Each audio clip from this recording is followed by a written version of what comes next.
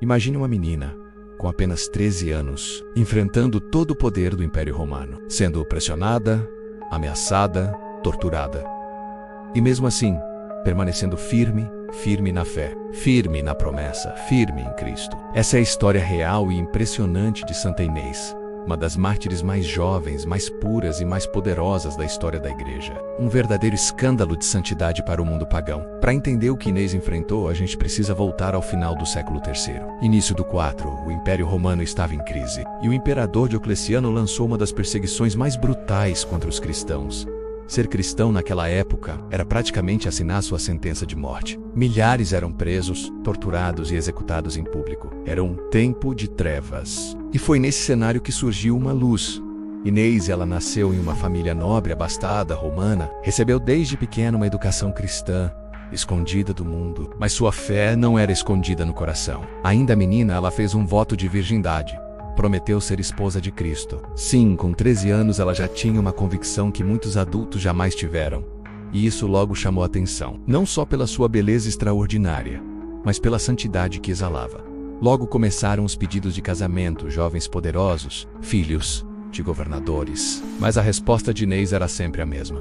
Prometi minha pureza a Cristo. Não a darei a nenhum homem. Um desses jovens, tomado pela raiva e pelo orgulho ferido, decidiu se vingar. Denunciou Inês como cristã. E naquela época isso era como jogá-la numa cova de leões. O próprio prefeito de Roma tentou convencê-la a desistir da fé. Ofereceu a ela o cargo de vestal, uma virgem pagã dedicada a Deus Avesta. Mas ela respondeu com uma coragem que não parece humana. Se recusei vosso filho por amor a Cristo, como poderia adorar ídolos mudos e sem vida? Deus mede a alma, não a idade. E quando disseram que ela era jovem demais para tanta fé, ela respondeu: a fé não se mede pelos anos, mas pelos sentimentos. Se até aqui essa história já te tocou, se te fez refletir, se te deu coragem, aproveita para se inscrever no canal, curtir o vídeo e compartilhar com alguém que precisa conhecer Santa Inês. Essa história precisa ser espalhada. As autoridades tentaram humilhá-la em público, a expuseram nua na praça. Mas, segundo a tradição, seus cabelos cresceram milagrosamente e cobriram seu corpo. Depois, mandaram-na para um prostíbulo. Queriam que ela fosse corrompida, destruída moralmente. Mas os homens ali não conseguiam se aproximar. Era como se algo invisível os repelisse. Um deles chegou a cair morto apenas por olhar com más intenções. Inês orou por ele, e ele voltou à vida, reconhecendo publicamente que aquela jovem era santa. Diante disso, as autoridades perderam o controle. A DNS começava a converter quem testemunhava sua resistência. Ela foi condenada à morte no circo. Amarraram lenha, acenderam fugazes chamas, não a tocavam. Estavam dela como se tivessem medo.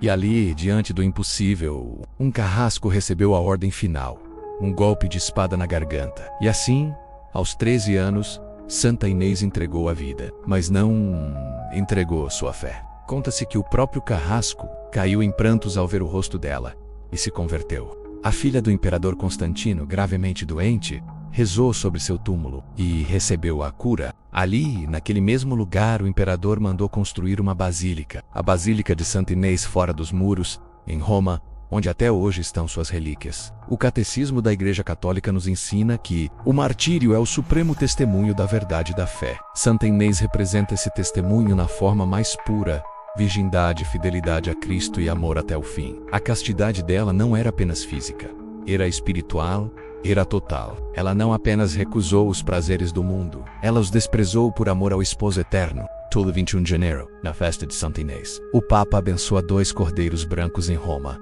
Um com fita branca, menos símbolo da virgindade, outro com fita vermelha, menos símbolo do martírio. A lã desses cordeiros é usada para confeccionar os palhos faixas sagradas que o Papa entrega aos arcebispos. Tudo isso por causa de uma menina de 13 anos, que disse sim a Cristo, e não ao mundo. Se essa história te tocou, se você admira a coragem de quem dá tudo por Jesus, ajude nosso trabalho a continuar. Temos links fixados na descrição para quem quiser apoiar, e mais do que isso, compartilhe essa história com quem precisa de coragem para ser fiel hoje. Santa Inês, rogai por nós.